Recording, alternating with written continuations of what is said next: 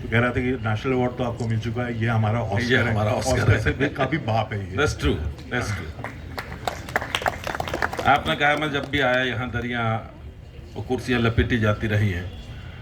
जब आपको एक फिल्म बना लेते हैं, उसका एक जो प्रोसेस होता है, एक अलग तरह के बहाव में आप उस वक्त बह रहे होते हैं।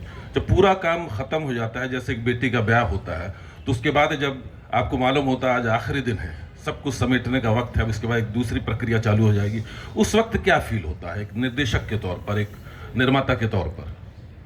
पिक्चर जब रिलीज पे होती है कि पिक्चर जब नहीं, जब आप सब पूरा काम खत्म, शूट पार्ट की मैं बात कर रहा हूं। उसके बाद पार्टी होती है।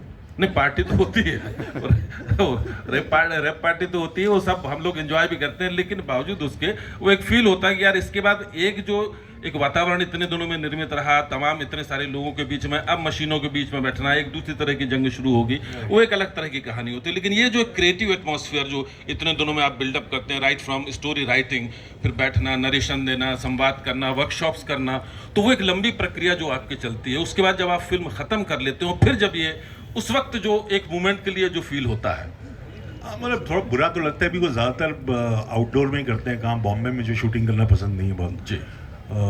आउटडोर ही जाते हैं, तो आउटडोर में भी एकदम वो शादी वाला माहौल रहता है।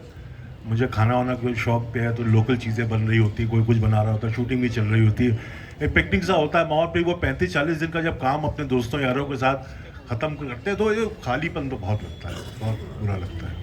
और फिर वो लोकेशन इतनी खूबसूरत जहाँ पे थे, वो छोड़ के वापस उस गार्बेज में जाना, उस शहर में, तो आपने एक शब्द